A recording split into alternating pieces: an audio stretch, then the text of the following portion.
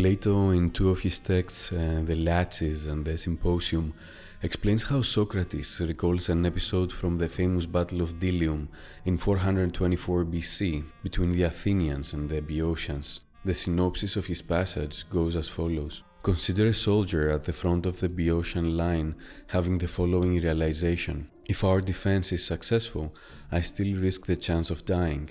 If our defense is unsuccessful, I will almost certainly die. Based on this reasoning, it seems that the best alternative for the soldier is to run away, regardless of who is going to win the battle. Now imagine if all soldiers were to exhibit this very reasoning at the same time. If such an event would occur, they would all probably realize that they would be better off running away. This seemingly simple yet incredibly reasonable hypothesis is one of the first historical instances of game theory. Flash forward 2,368 years in 1944, Hungarian-American mathematician John von Neumann published a book titled Theory of Games and Economic Behavior. This foundational work contains the method for finding mutually consistent solutions for two-person zero-sum games. This great book introduced game theory as a concept, thus extending its application to fields like economics, politics, and sports, and leading to the expansion of the array of scientists that showed interest in it. One of those scientists was the legendary John Nash, who won the Nobel Memorial Prize in Economic Sciences in 1994 and popularized the idea of game theory as we know it today. Something very fundamental about game theory is that it doesn't get its name from the preconceived notion of a game as we understand it. A game in game theory is any interaction between multiple people in which each person's payoff is affected by the decisions of others. Namely, any interaction you're part of under certain circumstances can be analyzed with game theory in order to produce the most beneficial outcome. But before we get into the mechanics, let's lay out the main principles. A game needs to include multiple players. The players need to interact with each other. There needs to be a reward. We assume that players act rationally. We assume that players act according to their personal self-interest. A skeptical person would automatically assume that these rules can be applied to real life, since most people operate in a strictly emotional and irrational manner. Stay with me for a second. Let's dive a bit deeper, and you will open your eyes to probably the most important decision-making theory ever conceived. Prisoner's Dilemma is the most widely mentioned game in game theory. The basic premise is how to establish a mutually beneficial strategy between two members of a gang that got arrested and face potential imprisonment. The rules are as follows. The players of the game are Prisoner A and Prisoner B. The players can't communicate with each other. If A and B each betray each other, each of them serves 2 years in prison. If A betrays B but B remains silent, A will be set free and B will serve 3 years in prison, and vice versa. If A and B both remain silent, both of them will only serve 1 year in prison. This matrix depicts the different choices, and each number signifies the number of years to serve according to each choice. Since both members can't interact with each other, the obvious mutually beneficial choice here is to betray. Choosing to remain silent constitutes a high-risk choice, since the other party could betray, and the party that remains silent will serve 3 years in prison. Betraying sounds a bit cruel, but in this specific game, it is optimal. Stay with me and I will explain in a bit how this strategy can actually change. Game theorists usually coin the terms dominant strategy and Nash equilibrium to distinguish the kind of strategies followed by the players. These two terms are usually used together and form the basis upon which game theory is founded. Dominant strategy refers to strategies that are better than other strategies for one player, no matter how the opponent may play. In the Prisoner's Dilemma case, the dominant strategy for each player is to betray. The term Nash equilibrium is used since John Nash explained the essentiality of equilibrium in his landmark work, Equilibrium Points in N-Person Games. In essence, what he proposed is that even in high-level competitive games like Google versus Apple or USA versus Russia, there exists an equilibrium where no side would benefit by changing its course.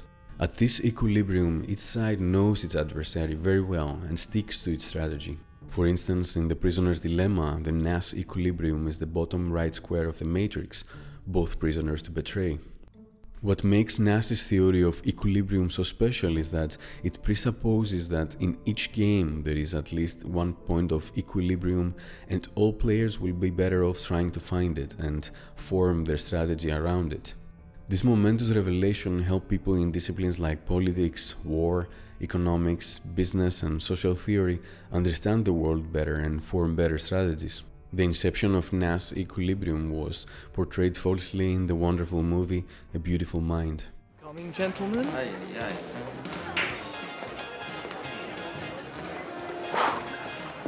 Deep breaths. Nash, you might want to stop shuffling your papers for 5 seconds. I will not buy you gentlemen beer. Oh, we're not here for beer, my friend.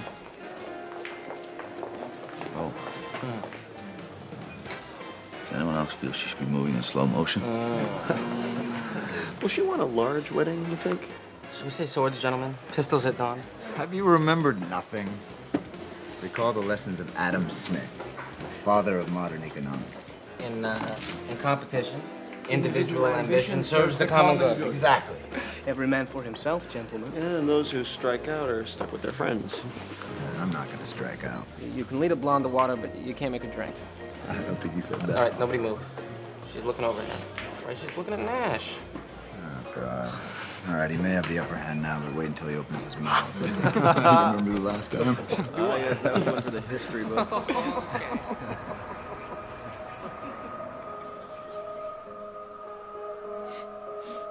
Adam Smith needs revision. What are you talking about? If we all go for the blonde,